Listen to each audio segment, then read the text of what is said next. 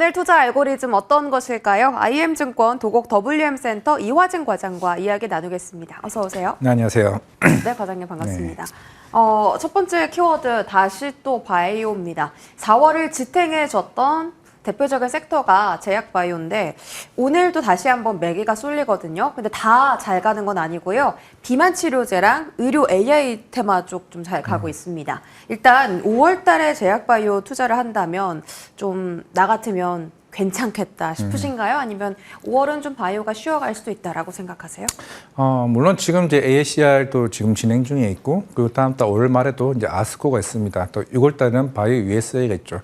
근데 저는 제약바이오 섹터가 다 같이 갈 거냐라는 좀 생각은 안 하고, 왜냐하면 개별적인 저는 임상 데이터나 좀 기술 이전에 기대감이 있는 종목들에 대한 접근이 더 유효하다고 좀 생각을 하고 있습니다. 물론 오늘 같은 경우도 최근에 비만 치료제가 워낙 이제 좀 핫한 뭐 이슈이기도 하고, 특히 인벤티지력 같은 경우도 특히 경구형 이제 플랫폼과 관련해 이제 향후에 좀 그 기대감이 더 커질 수 있는 측면이 있다라고 보게 되면, 물론 어제 이제 HSBC에서도 이제 그 일일이 좀 매도 리포트가 나오기는 했죠. 물론 이번 주에도 좀 실적 발표가 있습니다.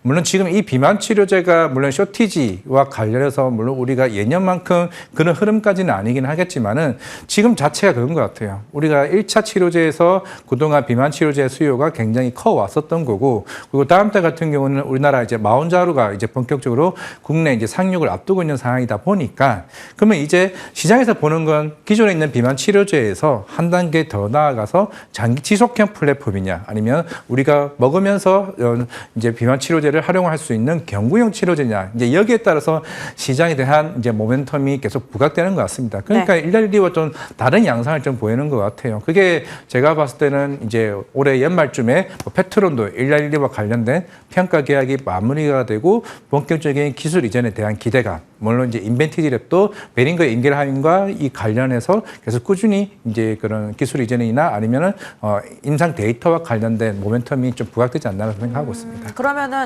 제가 이제 다음으로 여쭤보려고 했던 것이 제약바이오 내에서도 어떤 쪽을 투자하냐였는데, 임상 데이터 갖고 있거나 기술 이전 기대감 있는 종목들, 예를 들면 어떤 종목이 있습니까? 저는 대표적으로 보는 게 세 종목이긴 합니다. 물론 비만 치료제는 워낙 많이 움직였었던 거고, 알테오젠, 리가켄바이오, 에이비엘바이오, 흔히 말하는 바이오 플랫폼 업체들이긴 하죠. 물론 인베티리도 마찬가지고 페트로도 이제 마찬가지긴 하지만은, 일단 대표적인 우리나라 3대 바이오 플랫폼이 이 회사 같은 경우는, 물론 리가켄바이오도 항상 매년마다 지금 그 6년 연속으로 기술 이전을 앞두고 있는 상황입니다. 2019년부터 계속 꾸준히 매년 이제 1회씩 기술 이전을 하고 있고, 리가켄바이오도 올해 뭐 연말이나 아니면 올해 중반쯤에 좀 기술 이전 기대감이 있는 상황이긴 한데, 워낙 이제 ADC 쪽에 관련된 수요가 더 커지고 있는 측면이고, 물론 이제 에이비엘바이오가 이제 월요일 날 이제 이슈가 나왔죠. 특히 이제 IGF-1R 관련된 수용체를 2040년까지 특허를 권리를 획득했다라고 얘기를 했습니다. 이게 정말 굉장히 중요한 이슈인 게, 원래 이제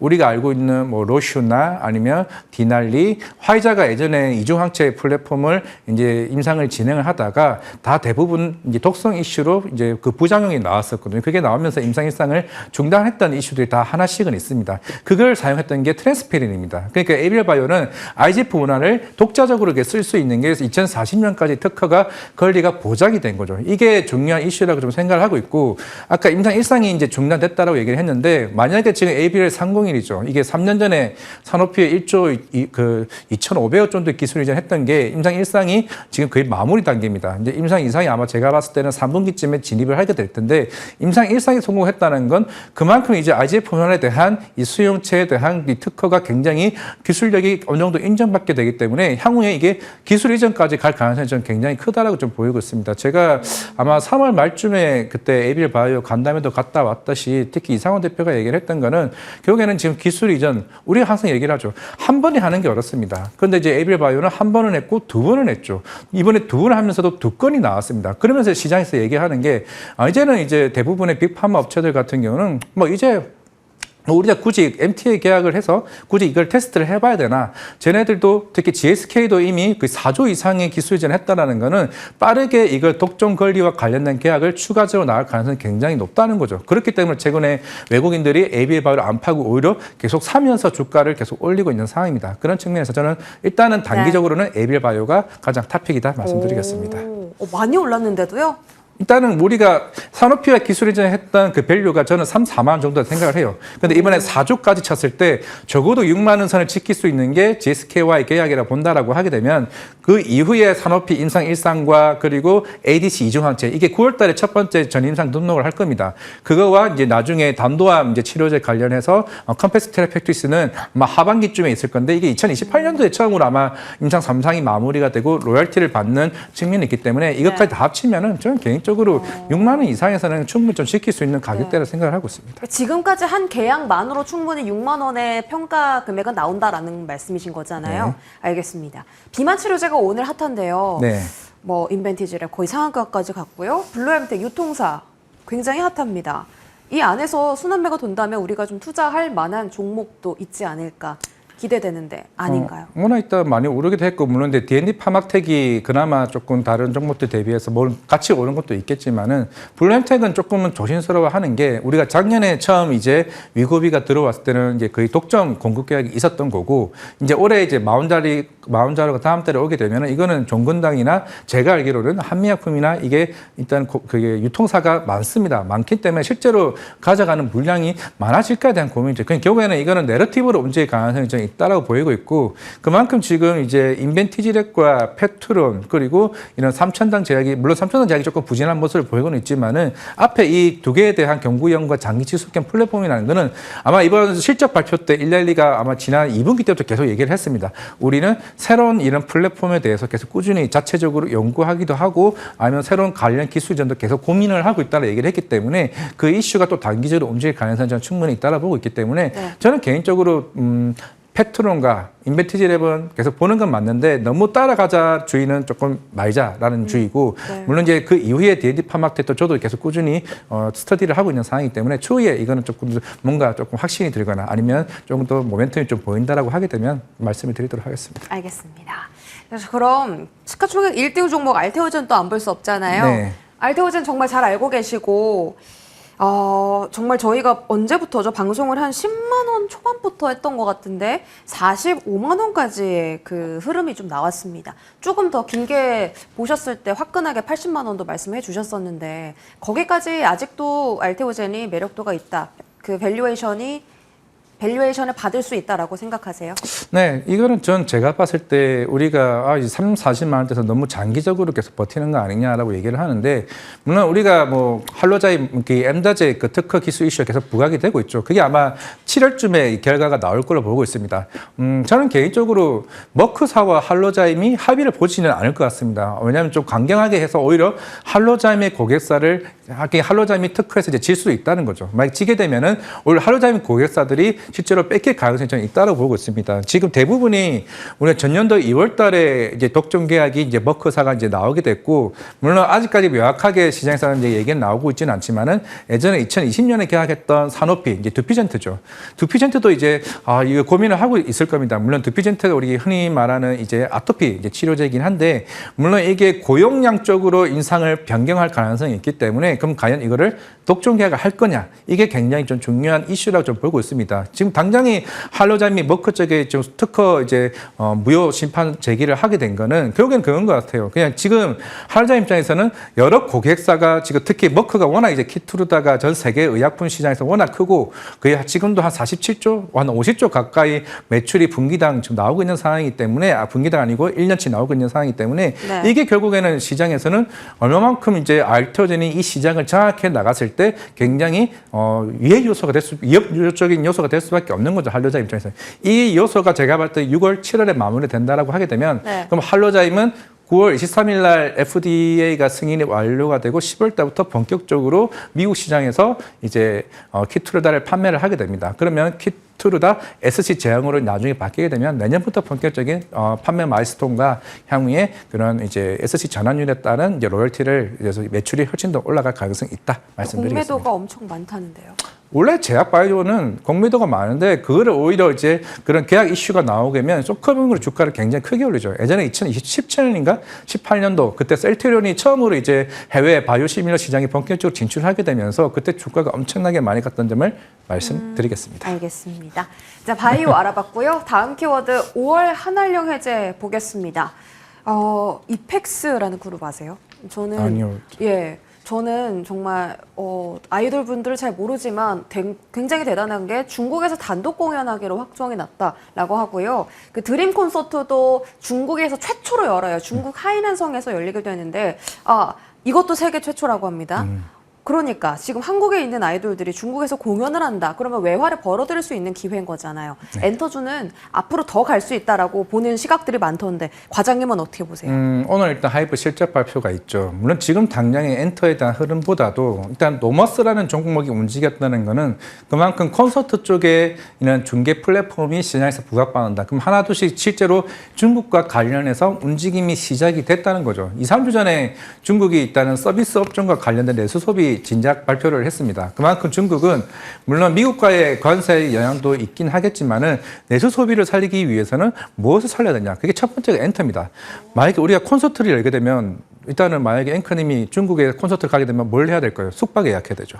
비행기도 예약해야 됩니다. 우리가 가면 그냥 공연만 봅니까? 음식도 먹습니다. 맞아요. 그러니까 전체적인 내수 소비를 살리기 위해서는 그만큼 콘서트나 이런 공연에 관련된 실제로 영향력이 굉장히 크다는 의미를 봤을 때 물론 작년에는 특히 중국에서 이제 투어를 했던 부분들이 대부분 유럽 국가들이나 북미 쪽 국가였는데 올해 계획된 콘서트 투어를 보게 되면 대부분 일본 쪽에 대한 가수들이 굉장히 많은 차지를 하고 있습니다. 그만큼 아시아 지역이죠. 그러면 이제 남은 거는 한국입니다. 물론 한국은 예전에 워낙 이제 그 관련된 그 사트인가요? 갑자기 생각이 안 나는데 그 이슈로 인해서 이제 어느 정도 좀 지연되긴 했지만은 지금 아까 앞에서 얘기했던 드림 콘서트처럼 네. 하나 둘씩 해제가 되게 된다라고 하게 되면 그만큼 엔터 쪽에 대한 밸류에이션 자체가 굉장히 크게 좀 바뀔 수 있다는 점을 조금 말씀을 드리겠고 실제로 만약에 난 고수익을 보겠다고 하게 되면 제가 말씀드렸던 노모스라는 종목도 한번 체크를 해보시는 게 좀 중요하지 않을까 생각하고 있습니다. 좋습니다. 다음은 화장품주인데요. 사실 이제는 미국하고 유럽 쪽으로의 수출 활로가 활짝 열려 있는 쪽입니다. 화장품주들은 수출이 계속 좀 역대 최고치를 경신하잖아요. 작년에도 최고치, 이제 1분기에 나온 기록도 최고치인데 앞으로 수출 쪽으로도 화장품 좀 기대해도 좋을까요? 일단은 이번에는 좀 전 화장품 실적 발표를 조금 구분을 해볼 필요가 있다라고 생각을 하고 있는데 물론 전체 규모 자체는 어느 정도 이제 성장하는 구간이 있지만 대신 성장률 자체는 살짝 꺾이는 모습을 보여주고는 있습니다.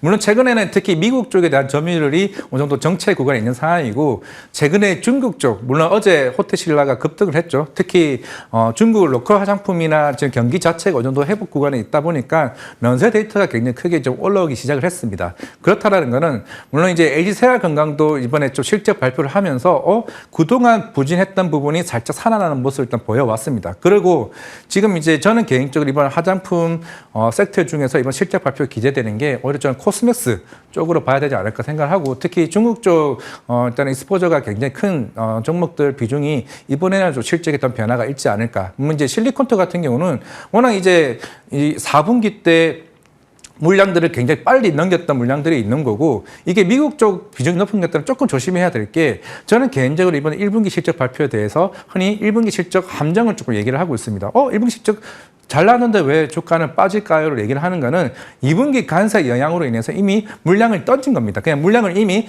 보낸버린 거기 때문에 그게 실적으로 반영된 거지 오히려 2분기에 대해서 어닝 쇼크가 나올 가능성이 굉장히 있다는 점을 조금 생각을 하고 있기 때문에 일단 2분기는 당분간 물론 관세가 완화될 수는 있긴 하겠지만은 일단은 북미 쪽 비중보다도 지금 당장 중국 쪽에 일단 숫자가 나오는 종목들을 한번 관찰해 보는 게 낫지 않을까 생각하고 있습니다. 그런 기업이 혹시 예를 들면 어디? 코스맥스. 코스맥스.